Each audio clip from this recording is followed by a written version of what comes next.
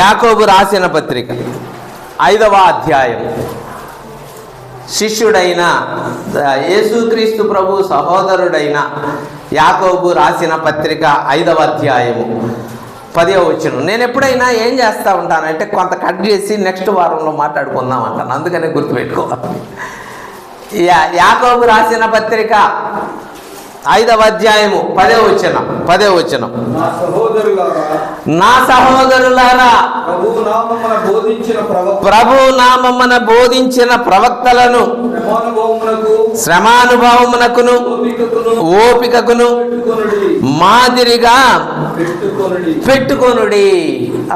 ఇందులో నాకు మాట ఏంటంటే మాదిరిగా పెట్టుకోనండి, మాదిరి పెట్టుకోండి. ఆ రోజు అపోస్తల కార్యముల గ్రంథం 20వ అధ్యాయము ఎన్నో వచనమమ్మా? 35వ వచనములో నేనేం చెప్పానంటే, అన్ని విషయములలో నేను మీకు మాదిరి చూపించాను అన్నాడు పౌలు గారు. ఇప్పుడు కూడా విశ్వాసులకు ఒక హెచ్చరిక ఏంటంటే, మాదిరి పెట్టుకోండి. దేనికి? శ్రమానుభవమునకు ఓపికకు మాదిరి పెట్టుకోండి.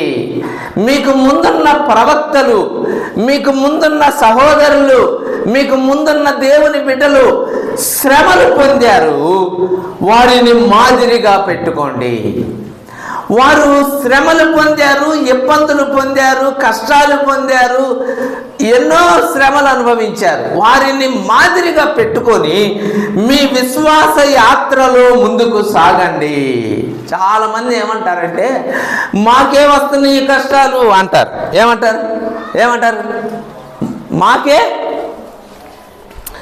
లోకంలో ఇంకెవరికి రానట్టు మాకే వస్తున్నాయి కష్టాలు. మీకే కాదు, మీకు ముందున్న ప్రవక్తలు సహోదరులు ఎంతోమంది శ్రమలు అనుభవించారు, కష్టాలు అనుభవించారు.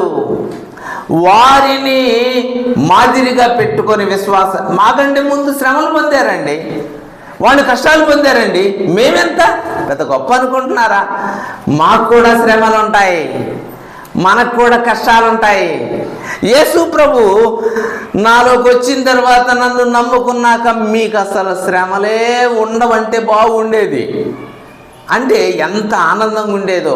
యేసు ప్రభువుని నమ్ముకున్నాక ఇక కష్టాలు లేవంట, శ్రమలు లేవంట అంటే ఎంత ఆ మాట బాగుండేది హృదయానికి. కానీ యేసు ప్రభు అట్ట అనలా. యోహాను సువార్త 16వ అధ్యాయము 33వ వచనంలో యేసు ప్రభు మాట్లాడతా 33వ వచనం ఏనయ్యా? 16వ అధ్యాయము చివరి వచనం.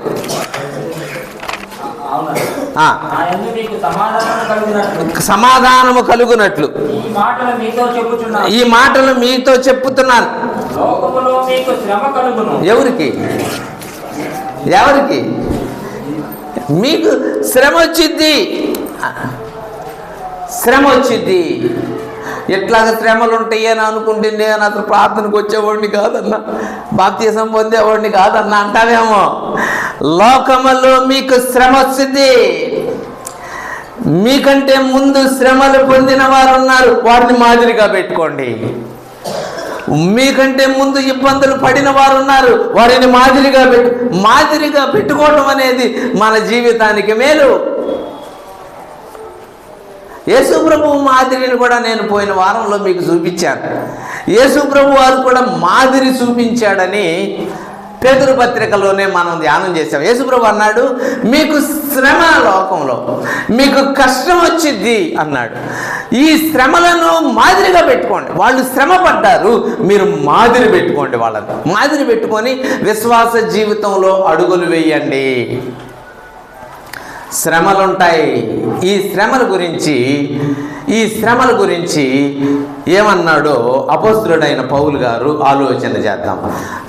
ఈ రోమా పత్రికలో ఈ శ్రమల గురించి ఏమన్నాడో చూద్దాం. 8వ అధ్యాయం 18వ వచనం. మన ఎడల ప్రత్యక్షము కాబోవు మహిమ ఎదుట ఇప్పటి కాలపు శ్రమలు ఎన్నదగినవి కావు. మనకు మహిమ ప్రత్యక్షం కాబోతుంది. మన ఎడల, ఆయనను నమ్మిన బిడ్డల ఎడల, విశ్వాసం ఉంచిన వారి ఎడల, రక్తములో కడగబడిన వారి ఎడల, ప్రభుని వెంబడించే వారి ఎడల మహిమ ప్రత్యక్షం కాబోతుంది. అందుకని ఆ నిరీక్షణతోనే మనం విశ్వాసంలో మన కొరకు ఏమి ప్రత్యక్షం కాబోతుంది? మహిమ ప్రత్యక్షం కాబోతుంది. కనుక ఇప్పటి వచ్చే శ్రమలు ఎన్న తగినవి కావు. కాబట్టి శ్రమలు ఉన్నాయి, కష్టం ఉంది. కానీ మనకంటే ముందు శ్రమలు పడిన వారిని మీరేం చేయాలా? మాదిరిగా పెట్టుకోండి. వారిని మాదిరిగా పెట్టుకొని, నాకంటే ముందు చాలా శ్రమలు పడ్డ వాళ్ళు ఉన్నారండి, నా శ్రమలేమి శ్రమలు, నా కష్టమేమి కష్టం, నా ఇబ్బంది ఏమి ఇబ్బంది, అది ఇబ్బంది కానీ మనం ఏం చేస్తామో తెలుసా? మన శ్రమల్ని భలే హైలైట్ చేస్తాం. ఎన్ని శ్రమలు అనుకుంటున్నామన్నా. ఇంకా ఏం చేస్తామో తెలుసా? ఇంకొక సహోదరుని ఎదురుగా పెట్టుకుంటాం అనమాట. ఏమంటాం తెలుసా? నాకు వచ్చే శ్రమల్లో ఆయన అయితేనా? ఎవరు?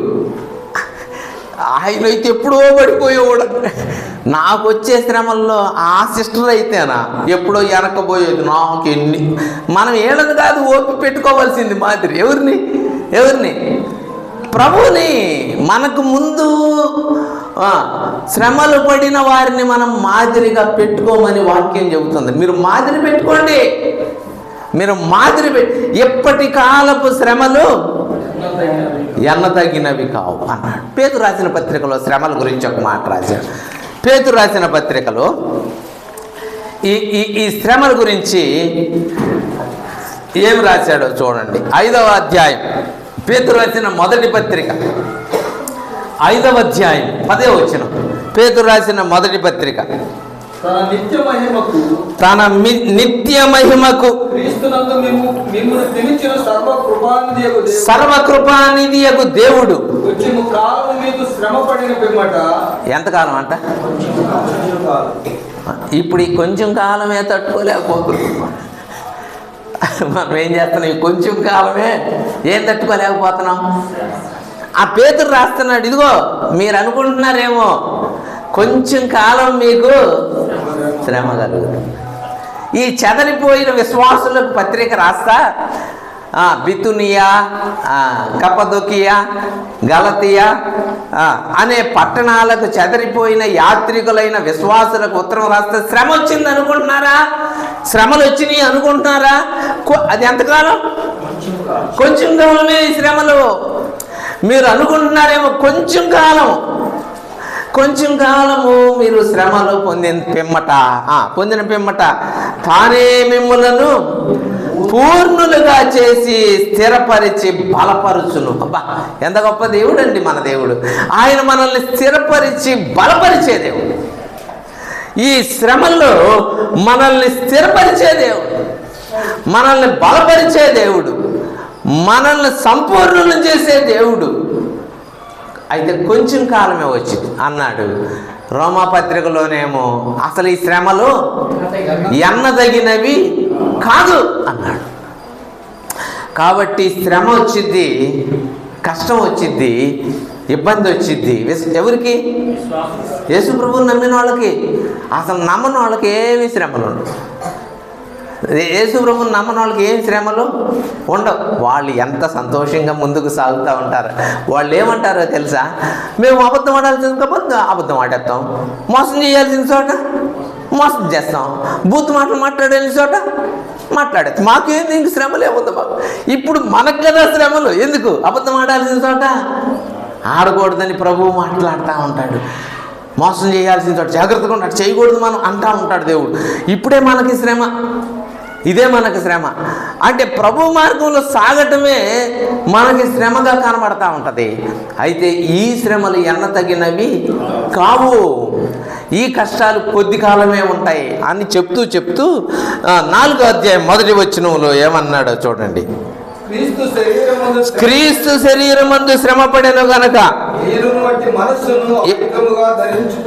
ఎట్టి మనసును ఎట్టి మనసు అది శ్రమపడే మనస్సు. శ్రమపడే మనస్సును ఆయుధంగా ధరించుకోండి. శ్రమలు ఉంటాయి.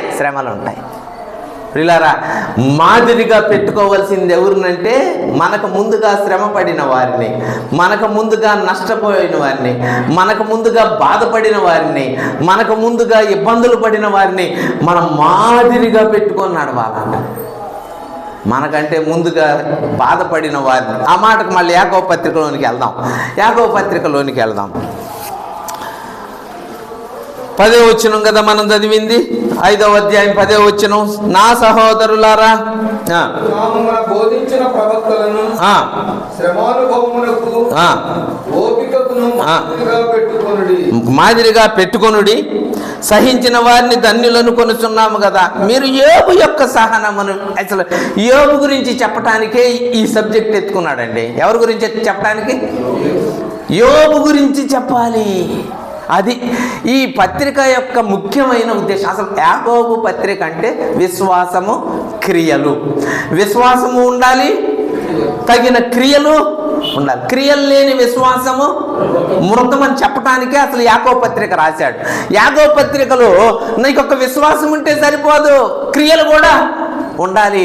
నాకు విశ్వాసం బాగుందన్న, షాదులు వస్తే మాత్రం తట్టుకోలేనన్న, శ్రమ వస్తే మాత్రం తట్టుకోలేదు. అది క్రియ చూపించాలి. ఆ క్రియ లేకపోతే నీలో ఉన్న విశ్వాసము ఏంటి? మృతం. నువ్వు సహించలేకపోతే, ఓర్చుకోలేకపోతే, శ్రమను అనుభవించలేకపోతే నీలో ఉన్న విశ్వాసము మృతము. అది అసలు యాకోబు పత్రిక రాయడంలో ముఖ్యమైన ఉద్దేశం అది. విశ్వాసం ఉండాలి, క్రియలు ఉండాలి. ఇప్పుడు సహించిన వారిని ధన్యులని చెప్తున్నాం కదా. యోబు సహనాన్ని గురించి మీకు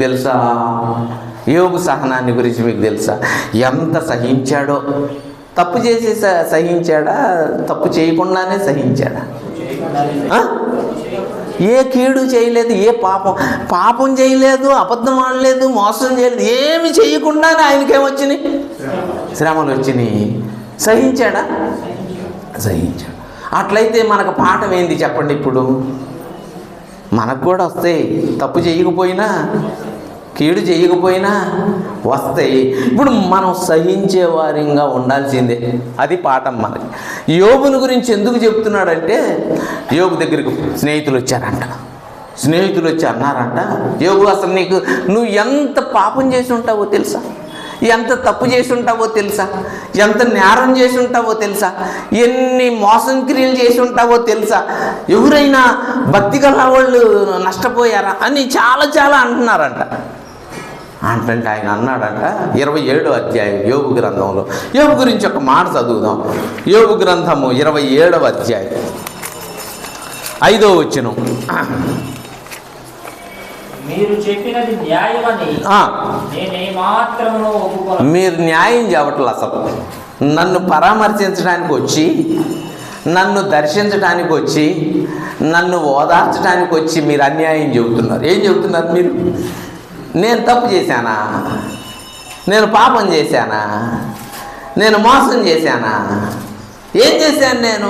మీరు చెప్పేది న్యాయమని నేను ఎంత మాత్రమో అంటే వీళ్ళు ఏం చెబుతున్నారు? యోబు స్నేహితులు, ఏం చేసావో నువ్వు అంటున్నారు. అంటే యోబుకు తెలుసు, దేవునికి తెలుసు ఎంత యథార్థంగా ఉన్నాడో, ఎంత సత్యంగా ఉన్నాడో, ఎంత భక్తి. అసలు దేవుడే స్టేట్మెంట్ ఇచ్చాడండి. ఎవరి గురించి? 1వ అధ్యాయం 8వ వచనం చదవండి. దేవుడే స్టేట్మెంట్ ఇస్తున్నాడు యోబు గురించి. 2 సార్లు ఆ మాట చెప్పాడండి దేవుడు. అప్పుడు అందుకు యెహోవా, ఎవరు చెబుతున్నారు ఈ మాట? దేవుడైనా యెహోవాయే చెబుతున్నాడు. అందుకు యెహోవా, నా సేవకుడైన యోబు సంగతి ఆలోచించితివా? ఏముందంట ఆయనలో? యథార్థత ఉందంట యోబులు.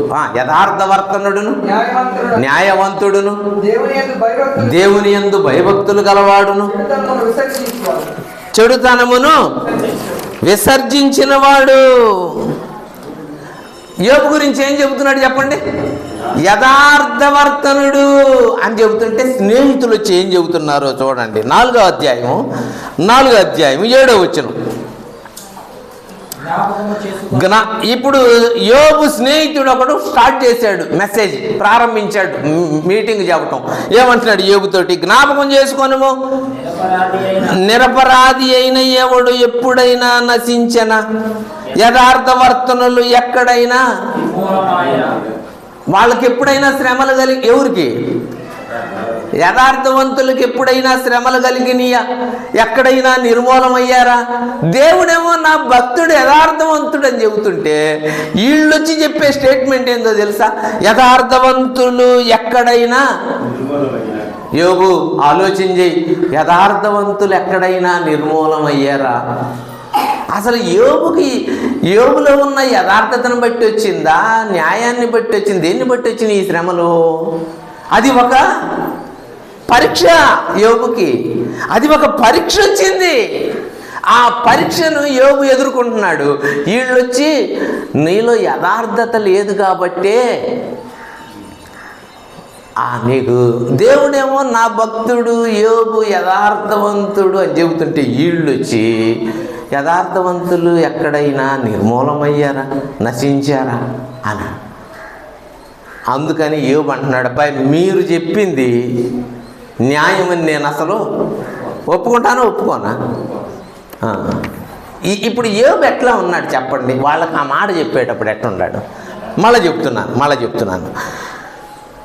మీరు చెప్పేది న్యాయమని ఒప్పుకోను అంటున్నప్పుడు యోబు ఎట్లా ఉండుంటాడు? అంత బూడిద పూసుకొని, అంత కురుపులు అవి గీక్కుంటూ బూడిదలో ఉండి అంటున్నాడు, బాయ్ మీరు ఇట్లా న్యాయం చెప్పట్లా మీరు అంటున్నాడు. వీళ్ళు అనుకోండి ఈడి ఎంత తెచ్చినా, ఏం తెచ్చినా, ఎంత రోగం వచ్చినా సరే, ఎంత రోగం వచ్చినా భక్తి అంటాడు, యథార్థత అంటాడు. అంటే అసలు శ్రమకు, ఓపికకు, ఓర్పుకి, సహనానికి మారుపేరు ఎవరంటే యోబే.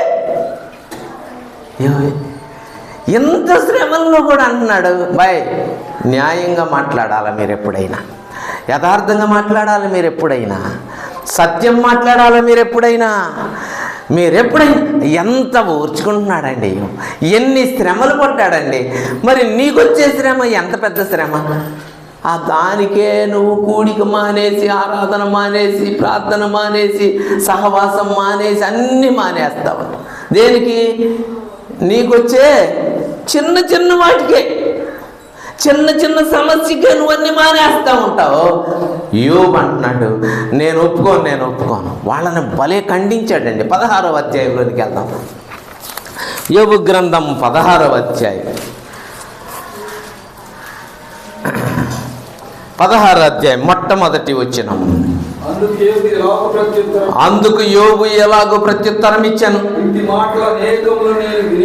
చాలా మాటలు చెబుతున్నారు మీరు, చాలా విన్నాను నేను. మీరందరూ బాధకే కర్తలు కానీ ఎందుకు వచ్చారు వాళ్ళందరూ? అసలు అందరూ వచ్చిందే యోబుని ఆదరించడానికి. వాళ్ళతో యోబు ఏమంటున్నాడో తెలుసా? యోబు ఇట్లా జరిగిందా, అయ్యో పాపం, అయ్యా పోనీలే, దేవుడు ఎట్లా మేలు చేస్తాడులే, తగ్గిస్తాడులే అంటలా. అనకపోగా లేనిపోయిన మాటలన్నీ ఇని అంటున్నాడు. ఎట్లాంటి మాటలు మీరు నాకు చెప్పేది? ఎట్లాంటి మాటలు? ఇట్టి మాటలు నేను అనేకములు విన్నాను. మీరేంటి? మీరెవరు? మీరు బాధకే కర్తలు కానీ మీరు అసలు ఆదరణకి కర్తలు కాదు. మీరు చెప్పేది న్యాయమని నేను ఎంత మాత్రమో. శ్రమల్లో ఎంత ధైర్యంగా చెప్పగలవా? కష్టాల్లో ప్రభువుని ఎదుట, అయ్యా ఇన్ని కష్టాలైనా పర్వాలేదయ్యా, నువ్వు ఉన్నావు, నువ్వు తప్పిస్తావు, నువ్వు విడిపిస్తావు, నువ్వు సహాయం చేస్తావు, నువ్వు మేలు చేస్తావు అని ఎప్పుడైనా నమ్మగలుగుతున్నావా? అందుకనే అన్నాడు, మనకు ముందుగా కష్టపడిన, శ్రమపడిన వారిని మనం ఏం చేయాలంట? మాదిరిగా పెట్టుకోవాలి. మాదిరిగా పెట్టుకొని, నాకు వస్తున్న కష్టాలు ఏముందిలే అయ్యా, నాకంటే ముందు భక్తుడు ఒక ఆయన ఉన్నాడు, ఆయన చాలా శ్రమ పడ్డాడయ్యా, ఆయన చాలా ఇబ్బందులు పడ్డాడయ్యా. చాలా అసలు నాకు నచ్చిన మాట ఏంటో తెలుసా? చూడండి 27 అధ్యాయంలో ఆ మాట చదివించాను, ముగించాను కొంతవరకు. 27 అధ్యాయం 5వ వచనం. మీరు చెప్పినది న్యాయమని నేనే మాత్రం ఒప్పుకొనను. మరణమగు వరకు నేనెంత మాత్రమును యథార్థతను. దేవుడు యోబు గురించి ఏం చెప్పాడు చెప్పండి? నా సేవకుడైన యోబు యథార్థవర్తనుడు. ఇప్పుడు యోబు ఏమంటున్నాడో తెలుసా? మీరు చెప్పే మాటలు నేను ఒప్పుకోను, చచ్చిపోయేంతవరకు కూడా నేనేం విడిచిపెట్టను. యథార్థత అనేది దేవునికి ఇష్టమైన పదం. యథార్థంగా ఉండడం అనేది దేవునికి ఇష్టమైన పదం.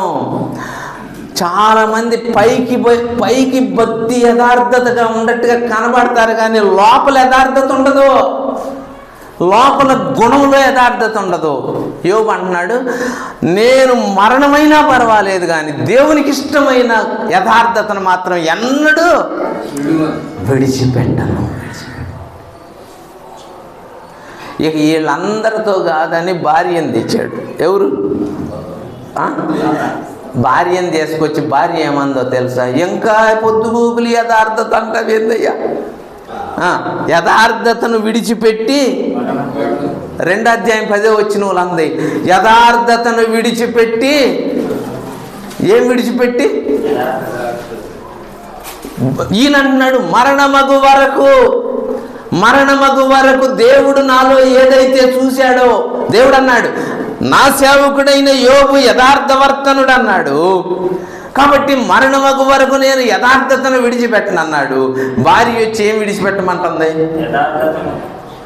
ఇంకా పొద్దుగూకులు ఇంత జబ్బు చేసి, ఎంత అనారోగ్యం వచ్చి, ఆస్తి పోయి, అంతస్తు పోయి, పిల్లలు పోయి, రోగం వచ్చి, శరీరం కుళ్ళు పట్టిపోయి, ఎంత అయిపోయినా ఇంకా యథార్థత అంటావేంటి యోబు? యోబు సహనాన్ని గురించి మనం పాఠం కదా, మనకు ముందున్న భక్తుడు కదా, మనకు ముందున్న ఆదర్శప్రాయుడు కదా, మనం నేర్చుకోవలసిన ఒక పాఠం కదా. ఆయన్ని మనము జ్ఞాపకం చేసుకోవాలి కదా. చూడండి సామెతల గ్రంథం 11వ అధ్యాయం 20వ వచనం. సామెతల గ్రంథం 11వ అధ్యాయం 20వ వచనం. మూర్ఖ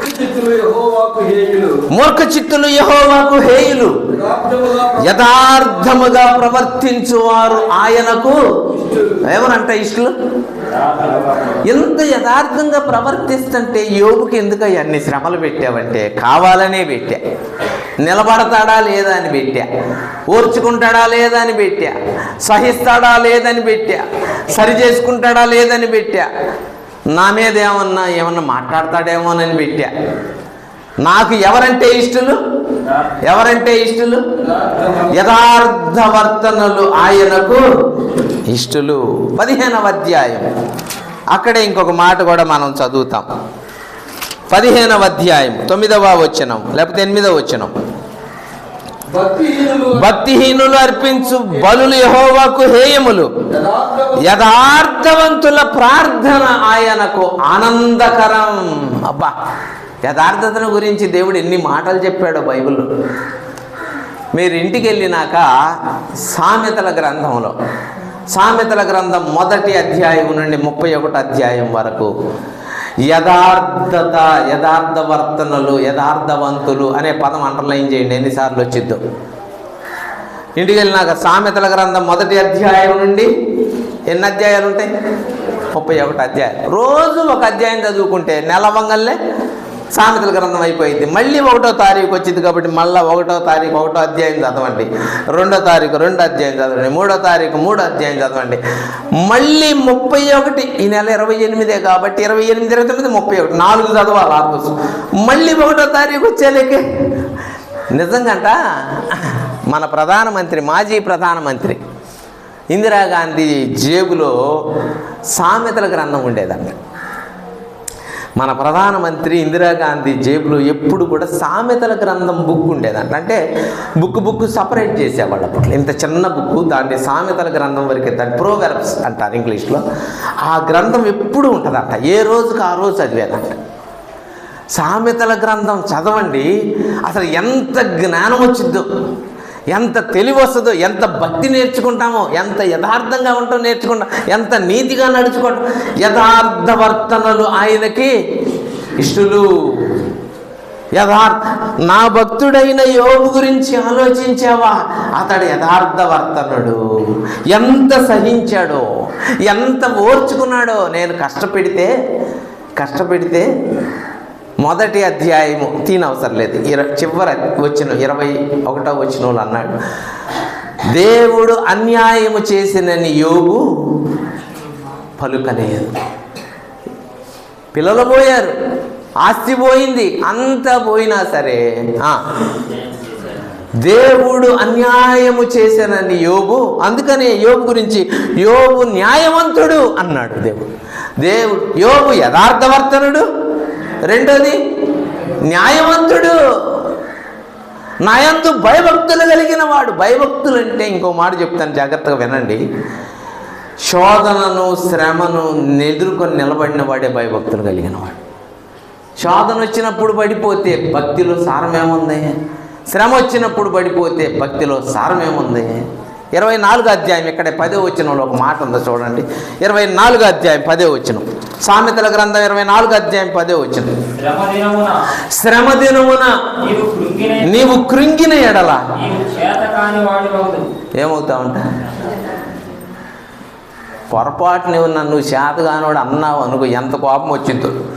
పని చేయలేకపోయినా, ఏమీ చేయలేకపోయినా నువ్వు చేతగానోడివిరా అన్నాడు అనుకో, అసలు ఎంత కోపం వచ్చిందో. నాకేం చేత కాదా, నాకేం రాదా, అంత తగాదాడతాము. దేవుడు అంటున్నాడు, శ్రమ దినం వచ్చినప్పుడు కుంగిపోయావా? నువ్వు చేతగాని వాడివి, శ్రమలో నిలబడాలా. అందుకే శ్రమకు మనం మాదిరి పెట్టుకోవాలి. క్రీస్తు శ్రమ పడ్డాడు, అట్టి మనస్సును మనం కూడా ఏం చేయాలి? ఆయుధంగా ధరించుకోవాలి. శ్రమ పడటం నేర్చుకోవాలి, ఇబ్బంది పడడం నేర్చుకోవాలి ప్రభు కోసం. కష్టాలు వచ్చినా నిలబడటం నేర్చుకోవాలి. ఒకవేళ నువ్వు నిలబడలేదా, కుంగిపోయావా, ఏమైనట్టు? నువ్వేం చేయలేవు. శ్రమలో కష్టంలో నిలబడలేకపోతే నువ్వేమీ చేయలేము. కాబట్టి శ్రమలు ఉన్నాయి మనకు ముందే. యేసుప్రభు ముందే చెప్పాడు, లోకంలో మీకు శ్రమలు వస్తాయి. మీకంటే ముందుగా భక్తులు శ్రమ పడిన వాళ్ళు ఉన్నారు. వాళ్ళని మాదిరిగా పెట్టుకోండి, వాళ్ళని మాదిరిగా పెట్టుకోండి అంటూ చెబుతూ యోబుని చెప్పాడండి. యోబు ఒక్కడేనా శ్రమ పడింది? యోబు ఒక్కడేనా? చూడండి 106వ కీర్తన అనుకుంటా, 105వ కీర్తన, 105వ కీర్తన, 105వ కీర్తన 17వ వచనం. వారికంటే ముందుగా ఆయన ఒకని పంపెను, అమ్మబడెను.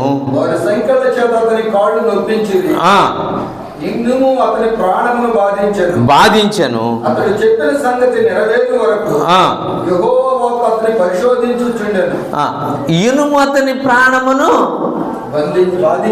బాధించెను. సంఖ్యలు అతని కాళ్ళు ఏం చేసి నొప్పించి. ఏం చేశాడు ఆయన? ఏం చేశాడు యేసేపు? దొంగతనం చేశాడా, మోసం చేశాడా, అబద్ధం ఆడాడా, బూతులు మాట్లాడాడా, నరహత్య చేశాడా? ఏం చేశాడు యేసేపు? ఏం చేయలే పాపం. ఏం చెయ్యకపోయినా ఏం చేశారు? సంఖ్యలు, ఇనుము సంఖ్యలు పెట్టారు. సంఖ్యలు అతన్ని బాధించిని. ఇబ్బంది పడ్డాడు, శ్రమ పడ్డాడు, కష్టపడ్డాడు, శోధన ఎదుర్కొన్నాడు, వాటిని సహించాడు. మనం మాదిరి పెట్టుకోని అవసరం లేదా? మాదిరి పెట్టుకోని అవసరం లేదా? ఖచ్చితంగా యోసేపుని మాదిరి పెట్టుకోవాలి, ఖచ్చితంగా యోబుని మాదిరి పెట్టుకోవాలా. మనకంటే ముందుగా శ్రమలు అనుభవించిన వాళ్ళు, ఏం పాపం చేయకుండానే, మళ్ళీ చెప్తున్నాను, ఏ ఇబ్బంది పడకుండానే అట్లయితే నీకు వస్తున్న శ్రమలు పెద్ద లెక్క ఏముంది, నాకు వస్తున్న శ్రమలు పెద్ద లెక్క లేవు. మనకు వస్తున్న లెక్క పెట్టుకోకూడదు అసలు. శ్రమలు వచ్చినాయి మనం ఏమనాలో తెలుసా? రాని శ్రమలు ఎన్నైనా రాని. మనలో ఉన్న పెద్ద పొరపాటు ఏందో తెలుసా? దేవా ఆశీర్వాదాలు మాత్రం కుమ్మరించయ్య శ్రమలు వద్దయ్యా, అవి దూరం చేయ్యా. మనం ఇప్పుడు ఏమనాలంటే, ప్రభువా ఆశీర్వాదాలు వద్దు, నాకేం చేయి శ్రమలే రాని.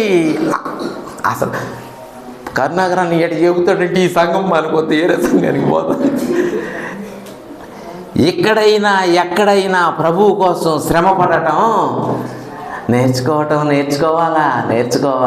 అబ్బా, శ్రమపడని సంఘం, కష్టపడని సంఘం, విశ్వాసి నిజంగా భక్తి చూపించలేరండి. కష్టం ఉండాలి. ఎంత కష్టపడ్డాడో, ఎంత ఓర్చుకున్నాడో.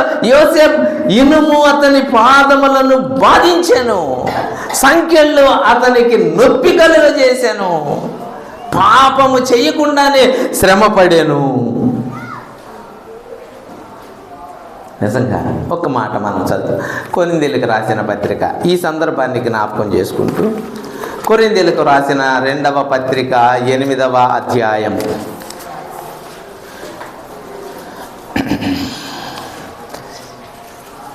8వ అధ్యాయం మొదటి 2 వచనాలు. సహోదరులారా, మాసిదోనియా సంఘములకు అనుగ్రహింపబడి ఉన్న దేవుని కృపను గూర్చి ఎలయనగా మాసిదోనియా సంఘస్థులు దేని వలన శోధించబడ్డారంట? దేని వలన పరీక్షించబడ్డారంట? మాసిదోనియా సంఘానికి బహుశ్రమలు వచ్చినాయి అంట. బహుశ్రమల వలన పరీక్షింపబడగా ఏం చేశారంట?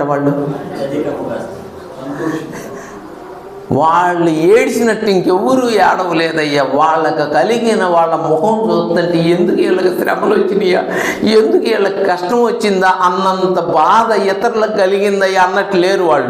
వాళ్ళు శ్రమలు వచ్చే కొంది ఏం చేస్తున్నారంట? ఆ మాట చదువుతుంటే నాకు అనిపించింది, శ్రమలలో సంతోషించే విశ్వాసి నిజంగా ధన్యుడండి. నిజంగా కష్టాల్లో సంతోషించే విశ్వాసే ధన్యుడు. కష్టం వస్తుందా? యోబుకు వచ్చిన కష్టం కంటే నీ కష్టం ఎక్కువ కాదు. దావీదుకు వచ్చిన కష్టం కంటే నీకు వచ్చే కష్టం ఎక్కువేం కాదు. యోసేపుకు వచ్చిన కష్టం కంటే నీకు వచ్చే కష్టం ఎక్కువేమి. ఈ శ్రమలను మనము సహించాలి, ఈ శ్రమలను మనం ఓర్చుకోవాలి. అంటే మనకు ముందు శ్రమలు పడ్డా వాళ్ళు ఉన్నారు. అందుకు నేను చెప్తుంది ఆ మాట. ఎన్ని శ్రమలు వచ్చినా మాసిదోనియా సంఘమునకు ఎలాంటి కృప అనుగ్రహించబడిందో తెలుసా? వారు బహుశ్రమల వలన పరీక్షించబడ్డారు, అత్యధికంగా ఏం చేస్తున్నారంట? అంతవరకు చాలు. సంతోషించిరి. నువ్వు సంతోషిస్తున్నావా? శ్రమల్లో సంతోషిస్తున్నావా? పౌలు గారిని ఒకసారి భలే కొట్టేశారండి. పౌలు గారిని ఏం చేశారు? భలే కొట్టేశారు. కొట్టేస్తే చచ్చిపోయాడు అనుకున్నారు. చచ్చిపోయాడు అనుకొని కాళ్ళు పట్టుకొని ఈడ్చుకెళ్ళి ఊరు బయట వదిలేశారు. జాగ్రత్తగా చెప్తున్నా వినండి. కాళ్ళు పట్టుకొని బయటికి ఈడ్చుకెళ్ళారు. పక్కనే అందరూ ఉన్నారు. కొద్దిసేపటికి తెప్పరిల్లి లెగిశాడు. వాళ్ళు ముఖాన్ని నీళ్లు కొట్టి లేపారు.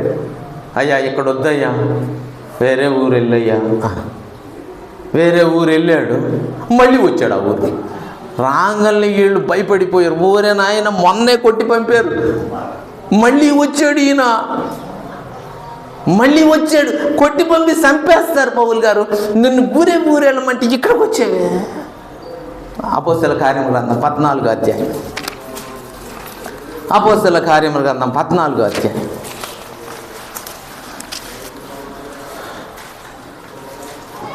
20వ వచనం.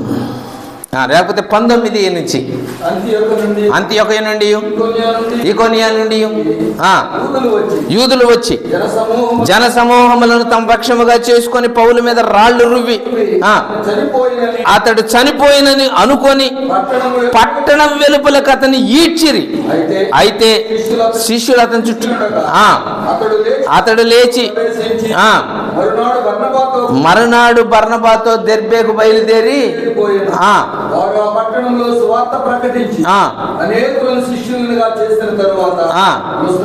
లుస్త్రకును ఈకొనియకును మళ్ళీ తిరిగి వచ్చాడంట ఈ ఊరికి. ఎక్కడైతే కొట్టబడి ఎడవబడి నెట్టబడ్డాడో అక్కడ మళ్ళీ తిరిగి వచ్చాడంట. మళ్ళీ తిరిగి రాగానే శిష్యుల మనసులను దృఢపరిచి నిలకడగా ఉండవలెనని అనేక శ్రమలను అనుభవించి మనము దేవుని రాజ్యములో ప్రవేశింపవలెనని వారిని హెచ్చరించింది. ఎన్ని శ్రమలు? అనేక శ్రమలు అనుభవించి మనం దేవుని రాజ్యంలోకి వెళ్ళాలి. గుర్తుపెట్టుకోండి విశ్వాసులారా, శిష్యులారా, నన్ను కొట్టారని మీరు దిగులు పడబాకండి. విశ్వాసంలో స్థిరపడండి. ఏం పర్వాలేదు, కొట్టినా పర్వాలేదు, దెబ్బలు తిన్నా పర్వాలేదు, నష్టపోయినా పర్వాలేదు, శ్రమలు వచ్చినా పర్వాలేదు. మనం చాలా దెబ్బలు తిన్న తర్వాత దెబ్బలు తిని శ్రమలు అనుభవించి అది పెట్టకపోయి ఉంటే బాగుండేదేమో అనిపించింది నాకు. అసలు దేవుని రాజ్యంలో ప్రవేశించాలంటే ఇక్కడ దెబ్బలు తినాల్సింది అనిపించింది నాకు. పౌలు గారు చెప్పిన మాటను బట్టి ఏమనిపించిందో తెలుసా? దేవుని రాజ్యంలో ప్రవేశించాలంటే మనం ఇక్కడ ఏం పొందాలి? శ్రమలు పొందాల్సిందే. కొన్ని ఉన్నాయి, కొంత ఇబ్బంది ఉంది, కష్టం ఉంది, నష్టం ఉంది, శ్రమలు ఉన్నాయి. శ్రమలకు ఓపిక పెట్టుకోండి, సాదృశ్యంగా పెట్టుకోండి, మాదిరి పెట్టుకోండి, నడవండి. దేవుడున్నాడు. శ్రమలను మనం ఎదుర్కోవాలి. మనము అనేక శ్రమలను అనుభవించి మనం దేవుని రాజ్యంలో అని చెప్తూ తిమోతికి ఏమన్నాడు చూడండి. తిమోతికి రాసిన మొదటి పత్రిక 2వ అధ్యాయం. తిమోతికి రాసిన మొదటి పత్రిక 2వ అధ్యాయము 9వ వచనం, లేకపోతే 2వ పత్రిక 2వ అధ్యాయము 2వ పత్రిక 2వ అధ్యాయం 12వ వచనం. సహించిన వారమైతే ఆయనతో కూడా ఏం చేస్తామంట? శ్రమలు సహిస్తే, శోధన సహిస్తే మనం ఏం చేస్తామంట? ఆయనతో పాటు యేసుక్రీస్తు ప్రభు రాజ్యం చేసేటప్పుడు, ఆయన పరిపాలన చేసేటప్పుడు, ఆయన కోసం శ్రమపడిన మనము ఆయనతో పాటు ఏం చేస్తాం? ఏలుతాం. ఏలుబడి చేసే చాలామందికి పెత్తనం చేయాలి, ఏలుబడి చేయాలనే ఆశ ఉంటుంది హృదయం. నేను పెత్తనం చేయాలి, నేను ఏలుబడి చేయాలి. ఇట్లాంటి వాళ్ళందరికీ చెప్పే సూచన ఏందో తెలుసా? భూమి మీద ఖచ్చితంగా శ్రమ పడండి. యేసు ప్రభువుతో ఏలుతారు. అంటే శ్రమలున్నాయి, కష్టాలున్నాయి, వారిని మాదిరిగా పెట్టుకొని ముందుకి సాగుదాం. యేసుక్రీస్తు ప్రభువే మనకు ముంగుర్తు. మనము తన అడుగు జాడలలో నడవవలెనని ఆయన మనకు ఏం చేశాడంట? మాదిరి ఉంచిపోయాడు. ఆయన పాపము చేయలేదు. ఆయన నోటను ఎన్ని శ్రమలు పడ్డాడో, శ్రమ పడినా సరే పాపం చేయలేదు, దూషించలేదు. తనను తానే దేవునికి బలిగా, అర్పణగా మన కొరకు అర్పించుకొని శిలువ బలియాగం చేసి చనిపోయి సమాధి చేయబడి తిరిగి లేచాడు. యేసు ప్రభు మనకు మాదిరి. శోధనలు సహించిన భక్తులు మనకు మాదిరి. అపోస్తలుడైన పౌలు గారు మనకు మాదిరి. వారు శ్రమలు అనుభవించారు. మనం కూడా భూమి మీద ఉండగా శ్రమలు అనుభవిద్దాం, కష్టం అనుభవిద్దాం, నష్టం అనుభవిద్దాం. తప్పు చేసి కాదు, మళ్ళీ చెప్తున్నా, తప్పు చేసి శ్రమ అనుభవిస్తే దాని వలన ప్రయోజనం ఏమి? యోబు ఏం చేయలేదు, యోసేపు ఏమీ చేయలేదు, దావీదేమీ చెయ్యకపోయినా శ్రమలు అనుభవించారు. మరి అట్లయితే నీవు నేను ప్రభు కొరకు శ్రమ అనుభవించాలి, నమ్మకంగా ముందుకి సాగాలి. ప్రభు ఈ మాటలను మన కొరకు ఆశీర్వదించి దీవించునుగాక. ప్రార్థన చేసుకుందాం.